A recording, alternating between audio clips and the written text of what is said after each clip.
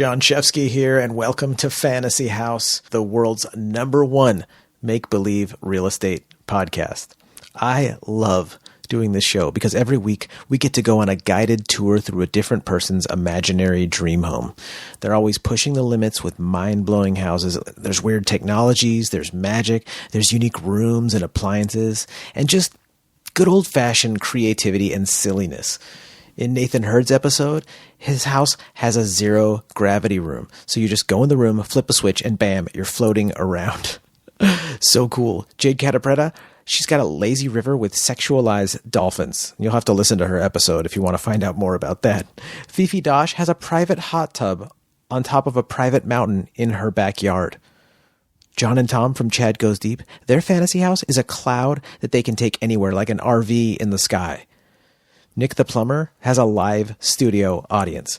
So when he's with his family and he drops the punchline to one of his dad jokes, he gets a real applause. My homegirl Joelberg Jimenez. Oh, Joel loves to cook, but he hates to clean up. So his kitchen washes itself from top to bottom. Genius.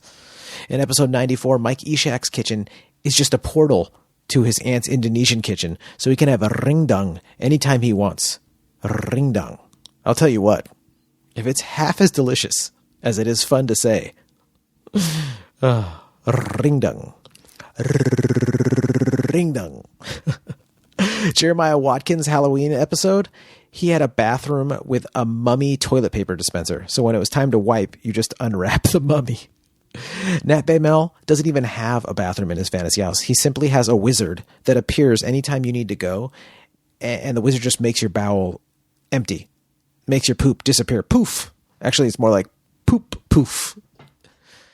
Fantasy House Podcast is NSFW. It's not safe for work. Although we're very Mr. Rogers creatively, it's more of an adult Mr. Rogers. So it's raw, it's honest. We talk about sex, drugs, people's bathroom habits, and sometimes people take us to dark places. We're all about authenticity, and my goal with the show is to reignite that carefree, playful spirit that many of us had when we were 4 and 5 years old. You know, just that fearless exploring of our imaginations and ourselves. And I'm super, super excited for you to come along on this journey with us. Every episode is brought to you by me, Jon Shefsky. I am your local Southern California realtor. Not just a fantasy realtor. No, a really real realtor. And I would love to help you with anything real estate related, whether you're thinking about buying a house, selling a house, maybe you're interested in why I love multifamily apartment buildings, any of that. I would love to be of service. And if you're thinking, Jon, I don't care about real estate at all, that's great. But I know you know someone who does. And you got to let them know. You got to say, hey, before you go making any moves, you got to talk to my boy, Jon Shefsky. He's a really real realtor, and he would love to be of service. And I really would. And even if you're not in SoCal, I can still help you because I have a referral network all over the country with some fantastic agents, and it's growing all the time. So check in with me. Let me know, because I got agents in Nashville, in Chattanooga, Austin, Texas, Boise, Idaho, Phoenix, Arizona. Like, I got you covered. And like I said, that list is just growing. So just think of me when you're thinking of real estate. Be like, I'm going to hit Shefsky up before I do anything. Just send me an email, fantasyhousepodcast@gmail.com. I'd love to be of service or help in any way. Pretty excited this episode. I got Jimmy Kustes here, and we're going to talk about Body Swap. I'm pretty stoked to hear about the film, and I can't wait to hear about Jimmy's fantasy house. So in the words of the great Angelo Bowers, let us do this. Won't you take it on the ride over to your fantasy house? You're the closest with the most experience in your fantasy house.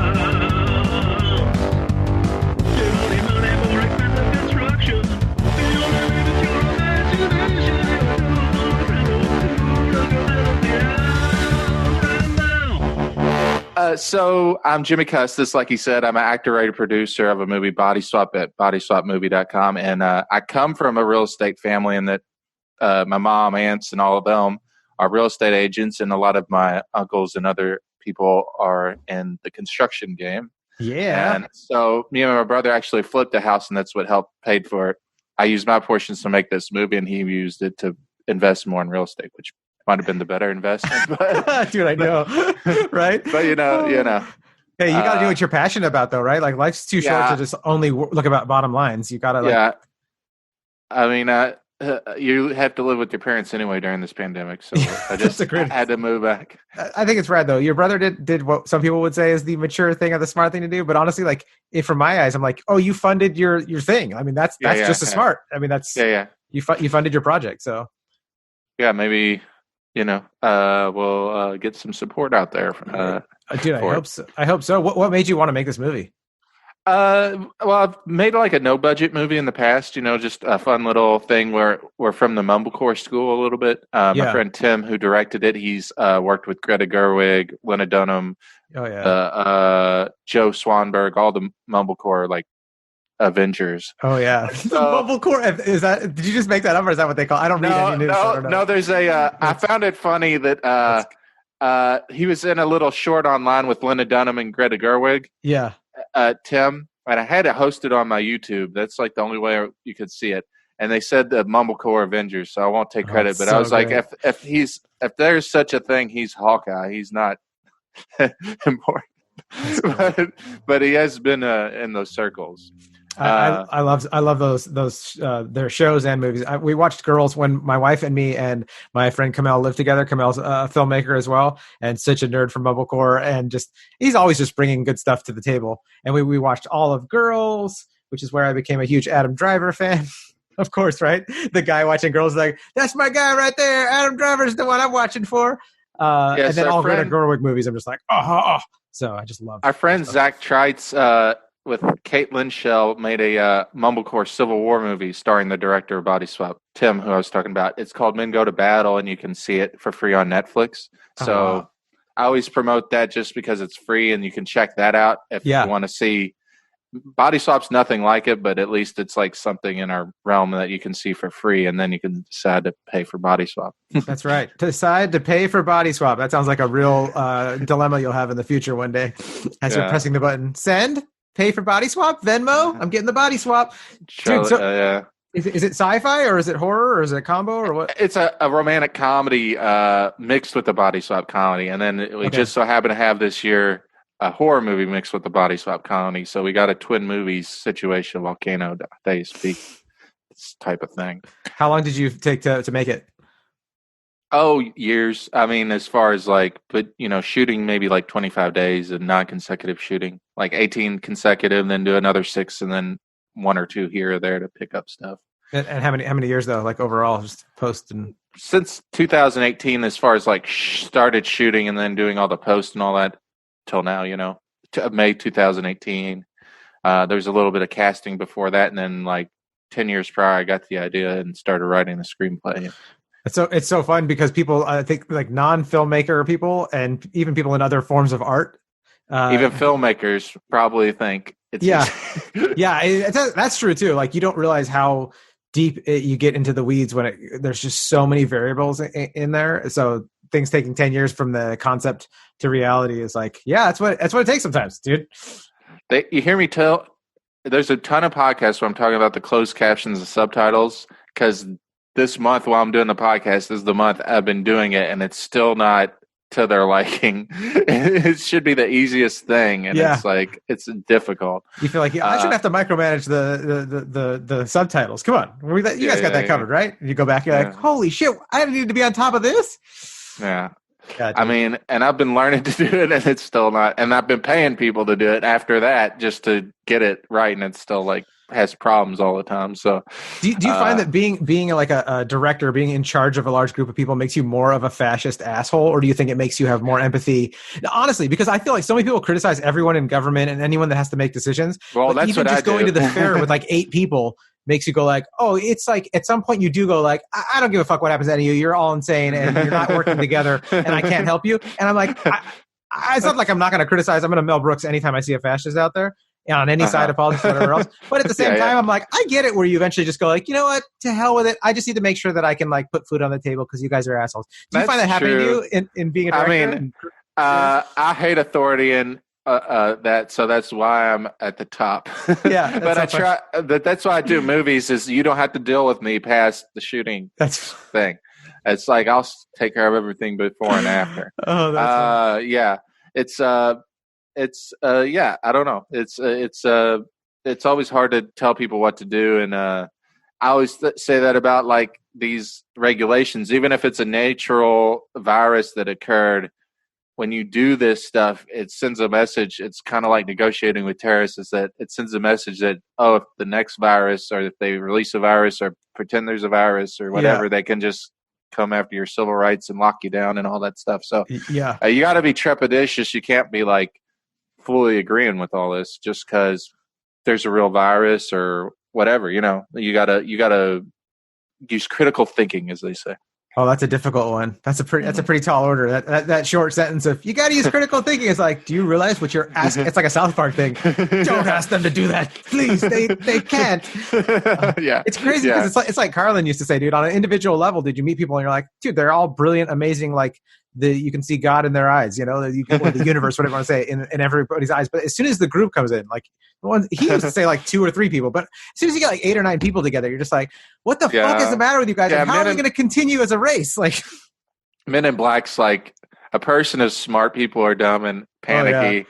Like Tommy Lee Jones says, and I'm always like, I feel like we're in Men in Black because they go to the news, they go to the newspaper, and he's like, "Don't," I said, "pick up the news," and they have to go to the tabloid, and that's the real news of Men in Black, dude. And it's like we get news of Michael Jackson and Kobe dying from the tabloids way quicker than the actual news, and the actual news is like, what is going on? It doesn't make any sense. There's so much to know.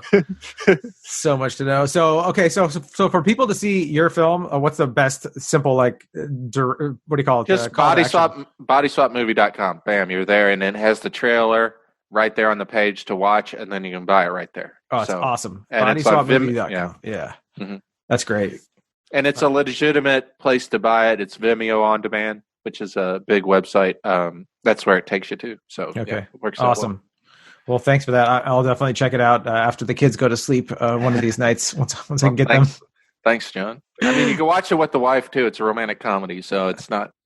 So it's you kind of can. It's not a kids movie, but you can watch it with. I had someone that did a podcast with that did watched it with their daughter, but they were like 50 and the daughter was teenager. Okay, so that's cool. It's not gonna be too weird watching it with if I watch it with my parents as well. Are we gonna be looking at each other like when I used to watch Sex in the City with my mom on the couch? Like, all right, just partition. I'll look over here. It's getting weird. I don't know why you're watching Sex in the City with the folks, but that's gonna be in therapy. I was just gonna say, is this such a Freudian thing where I was like sitting there and my mom and I was like a teenager too, and it was just on TV, and we're both just sitting on the couch, and like weird scenes would happen, and we'd both be like, "Don't look over that way." Your mom's sitting there, and she wouldn't look in my direction either. We're just watching the. Do you want to take us to your fantasy house?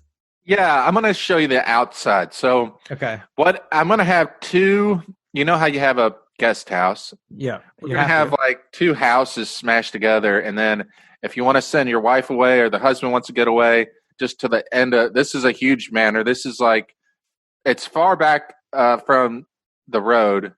But then you get close to the road, so you can send your little guest house to the front, and then get like the mail and send it back. You can send your the guest house itself moves. Yeah, it moves down the track.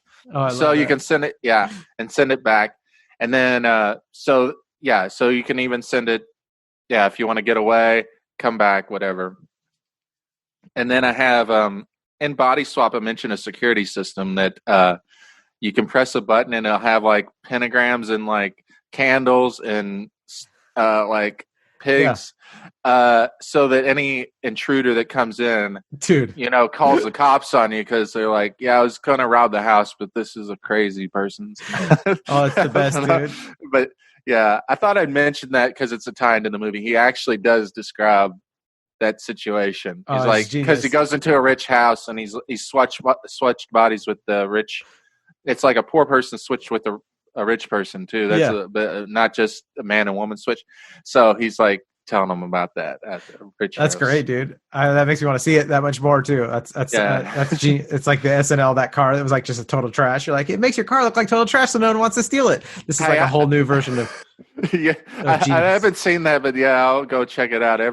joke's been taken. So like if I was doing it, no, I'm not even saying that the joke's been taken. I mean, we're all, what is it? Seinfeld said we're doing like all seven jokes is what we're all doing. But no, like the idea of like breaking into a place. If I was breaking in and I open up a door and I'd be like, holy shit, like House of a Thousand Corpses, I'd be like, all right, I'm gonna go burglarize somewhere else. So that's actually a brilliant system. I love it. Yeah. So yeah, everything uses the same 3 chords anyway. You know? No, yeah, that's right. That's true as well. What was I going to say about that though? Oh, something. But okay, so we get in there and we're so I like all the like artworks and stuff like that of modern art and graffiti style. But I'm actually going to tell you about I don't know what other idea did I have that was exclusive to this. Well, one was an idea we'll do the bathrooms here. Okay. So I had an idea for a shower where it's like you can digitally put like water so that like you could have a glass shower in the middle of a room, but it's like the digitally thing blocks it out, but then you get like the view or whatever if you wanted that. So you're in the middle of it. You are getting showered, but then around you is digital. So it's like, it looks like it's partitioned off from the rest of the room. Like it's water coming down or whatever. So it blocks your naked body. But from other people saying if they want to, I don't know why they're using the bathroom because in this fantasy house there's probably 80 bathrooms. But why do you have to take a dump in my high tech bathroom? I'm trying to take a shower. Actually, in this bedroom you'd have to the right and left is his and her bathrooms. You don't need this. You don't even share bathrooms. It's perfect. Yeah, perfect. Actually, everything is just slam it together and pull it apart, so you can just click and have separate beds, together beds. This is kind of fun. Yeah, I like that. The movement itself is just kind of fun, just to be like, that's great. You were talking. You like graffiti art and stuff like that. Like, just imagine that you're showing us around, and you're like, "What's the prized one that you're like?" Oh, John, you got to see this one. Like, I really like accent walls. I like styled stuff like that, and like 3-dimensional like pieces coming out, like sort of popping out everywhere. Yeah. I got a fish. Yeah, look at the fish behind you. That's cool. Yeah, you like that. Dude, I'm very textury too. Like even when I paint for fun, I love like globs of paint and like throwing it, like tearing up cotton balls and putting it under the paint to give like bumpy stuff. Like I love that too, where you're just like, I just want to touch it. So that's my original studio logo was a felt bear, and it was like the face of a teddy bear done in felt, and like I would take cotton balls, cut in half, and like they would come out the mouth like almost the stuffing was busted, and make a smiley face. Oh, that's awesome. That was the logo. If you see New Cops Jimmy Kustes, I don't know, you can find it somewhere and you can see that logo. We need to see that. Oh man, we got our homework cut out now. Not only is it Body Swap the movie, we got to see New Cops too. Okay, cool. Yeah. Okay, cool. That one's free too. So if you, another free one to watch if you want. Oh, that's great. Yeah, guys, watch the free one first, and just so you can get your money's worth of Jimmy's work. Like, check out the free one, then buy the actual movie. Right. Yeah. Okay, let's keep going. So you're showing us badass art that's texturized. Have we gone into the kitchen yet? Yeah, let's go to the kitchen.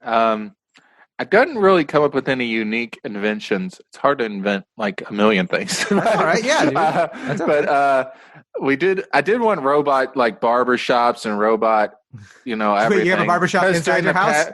Yeah. You got to have robot everything. So robot chef for sure. Yeah.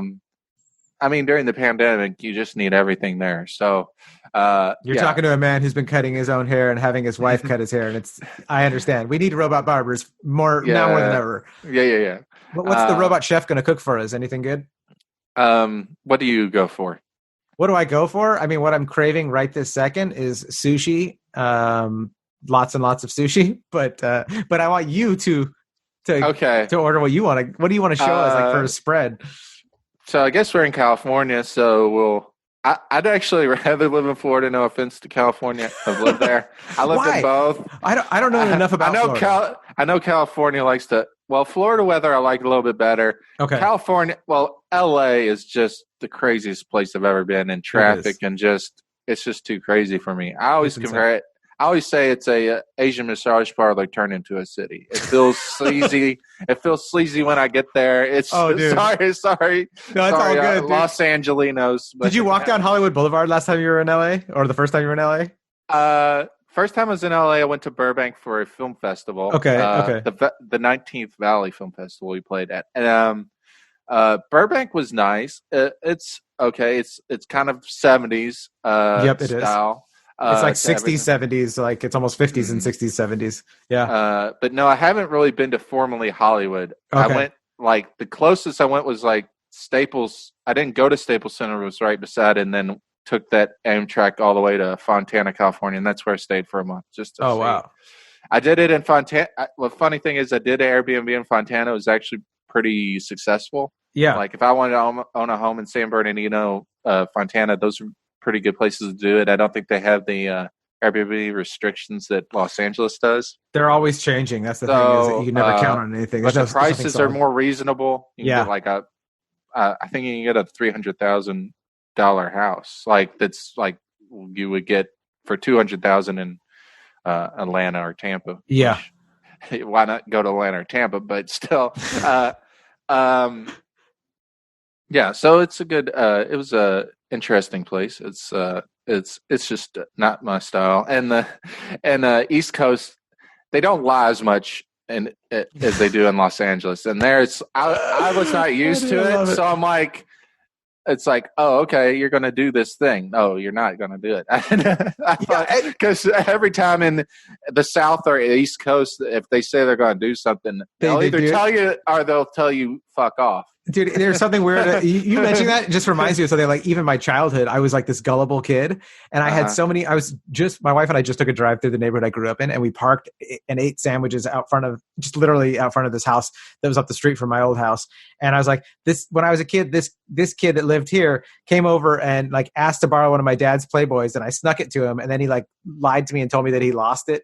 And like as I got older, I was like, that kid didn't lose the Playboy. He stole it from me. And I had that kind of shit happen so many times when I was a kid, where someone would be like, oh yeah, I'll bring you this, or I did that, and I'd be like, oh cool. And I'd be like really trusting, like, here's $5, sure. And they'd never show up again. And I got duped so many times, and I'm like, that really is an LA thing. And then I got older and got into comedy and the entertainment industry. It's like, there really is like just like a ton of people that are like, I'm going to do this, I'm that, or this is going to happen. You're like, oh, serious? And then like you never hear from them again, or you hear from them again, but they're like, hey, what happened to that thing? And they just brush past it. And you're like, holy shit, the fake it till you make it. And it starts when you're like 3 or 4 years old too. So I don't know if I could say the same about if Tampa's any better, but you're vouching for Atlanta. So Florida, I like Tampa, Orlando, Atlanta. I've been there. I lived there for a month or so, and I liked them all.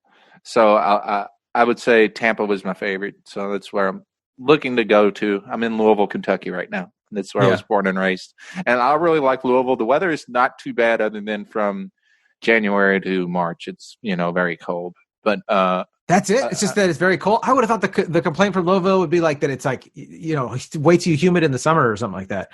But this summer was very great, very nice. But there have been summers where it's very hot, like 100-degree weather consistently. I think one summer was like the most 100-degree days of any city in the United States. Oh, fun. So I don't know how we beat Atlanta or any of those, but apparently we did. But I mean, if you've been to Atlanta, that's the worst weather I've ever seen. It's like it's blazingly, scorchingly hot until November, and then it just gets cold. And then there's no or maybe it was like October was the only time there was good weather. Maybe it's just that summer, but I think you gotta appreciate. But I spent the summer till like September in Louisville, and it was fine. So I think it was a problem with that. Yeah, it was one of those weird things. Like, I went up to northern Michigan. It was already cold in August. Went down to Atlanta, and it's blazingly hot in September. It just happens. And I'm in SoCal, and like I woke up last night in the middle of the night, like, man, it is too hot. And to speak of Florida, I've only been there during January and February. I know as far as a long stay, I've never been in the summer, so I'm sure it's cooked your skin. I've been in the summer before, and it was humid to the point where like the air was just water. But I was a kid, so I loved it. So I was like, this is weird and cool, and eating at the Waffle House and just loving it. So my ideal would be a home up here and just go down there for the winter. Yeah, be a little snowbird. So well, okay. Getting back to your fantasy house, because I get sidetracked. I get excited when stuff comes up. There's only so much. It's like once we talk about a room, it's done. Yeah. So I'd like to get sidetracked a little bit. Yeah. So we got the robot butler, and he's going to make you something. So it's and he's going to get you sushi. So we're going to send him out and he'll go fish it, get it fresh. Oh shit! Yeah, The Gordon Ramsay robot. Yeah, he's gonna go grab that stuff for us. Yeah, he's over the top. He doesn't even it. have to get up early in the morning. He just goes into the water, gets the stuff. Oh, perfect. Mm. What's your favorite food? What do you do?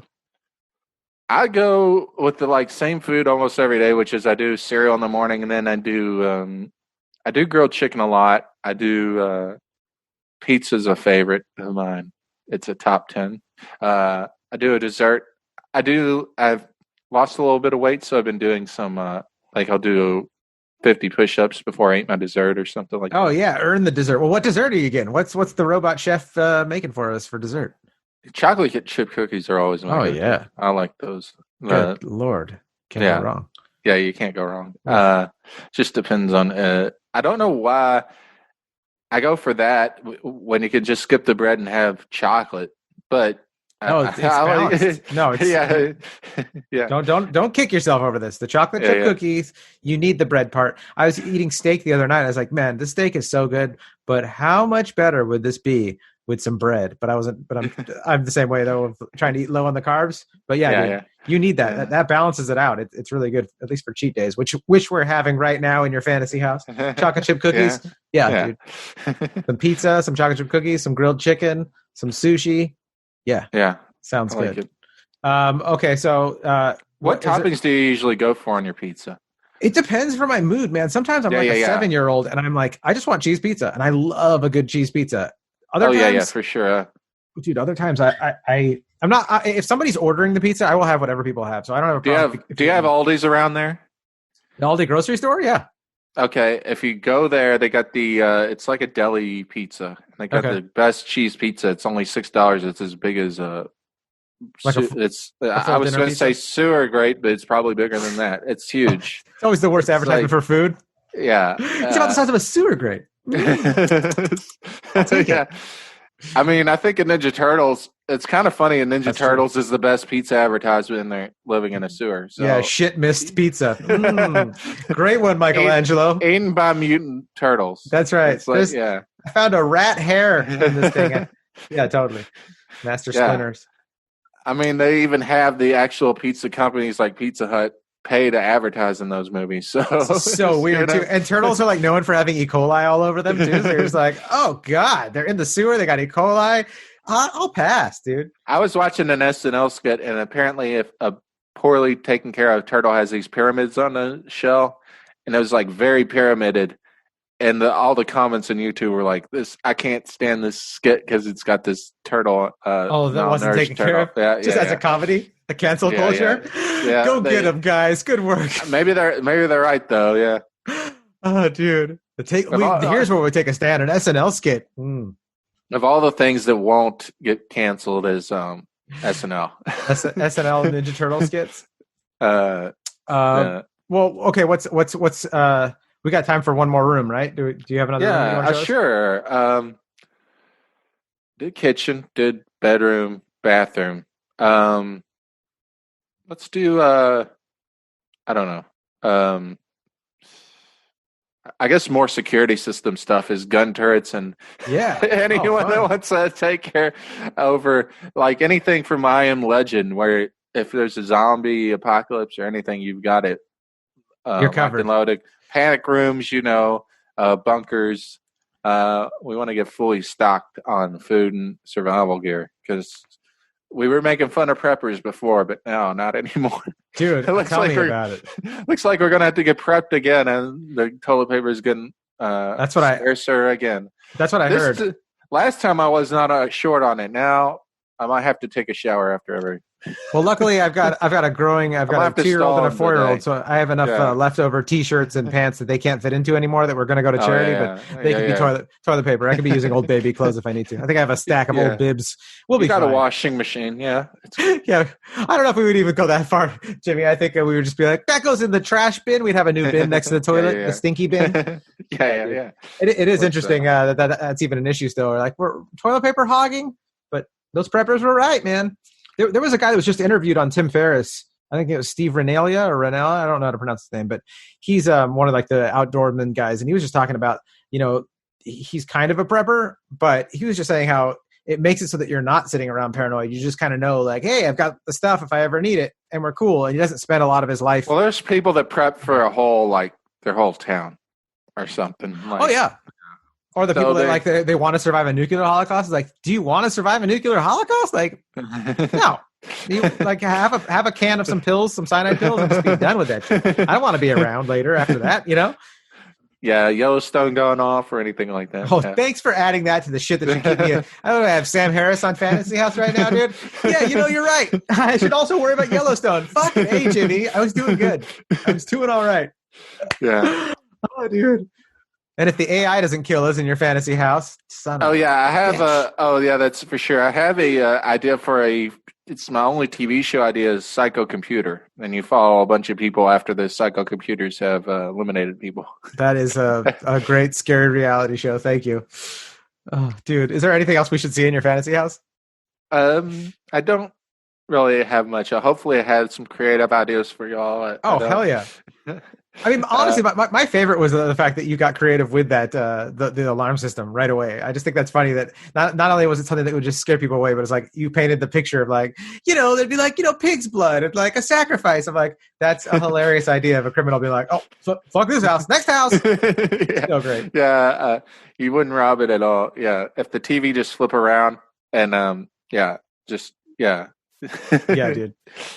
So again, just so our listeners know, again, go to bodyswap.com or bodyswapmovie.com. Bodyswap.com. I can't promise what I'll take you to. Your computer will might a Brazilian doctor. You can be a man, you can be a woman. Bodyswap.com. There was a Reddit podcast that said, hey, do you have any Reddits that might work? And I was like, this Reddit's kind of crazy, and I didn't know about it till after the movie, but there's a Body Swap Reddit. And if you go to that, it's so crazy that the podcast never got back to me. So maybe I scared them just saying that. It's I want to pick a weird Reddit. That is weird. And it was fitting for my movie. But you're not even going to tell us about it? We have to see it ourselves? You're like, if you want to know. It's like just a crazy Reddit about people thinking they can actually swap into bodies. Okay, that's and take over bodies. And they're like, hey, I took over this body. It's out there.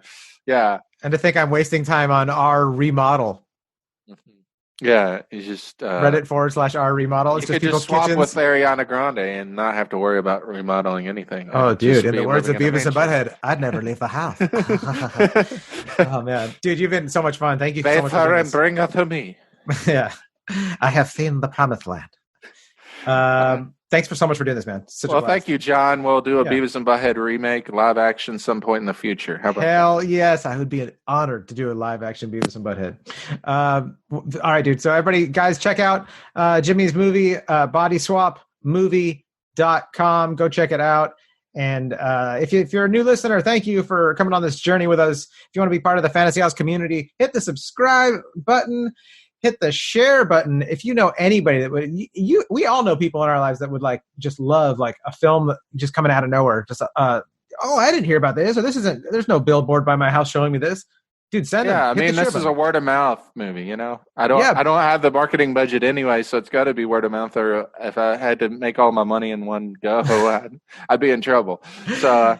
I'm releasing in like Germany and Japan, Amazon before I release here because I want to get it all timed out in the U.S. So I'm like seeing how it does worldwide and see if I want to do a worldwide release. Oh, that's rad, man. I'm stoked for you as a fellow comedian, filmy, whatever you want to call me, weirdo dude. I'm just like, get out there making your movie, and you did it, and it took years to come up with it. It just gets me that much more excited that like you've been working on this for a while and you followed through. You got after it. And you made your film, and I'm stoked to see it. Swap movie. And buy a house from John. It's a good investment. I mean, at the very least, you have a house. Even if it dropped in value, you have a house to live in. So. There you go. You got a house. Look at us 69ing our promos for each other. I'll plug sure. You plug me, bro. Yeah, all right, you guys. That's quite an image. Okay. It's a metaphor, folks. It's a metaphor. We've all seen Borat. All right, guys. Thank you so much for tuning in. #blessed guest. Be silly and have fun. Thank you, Fantasy House.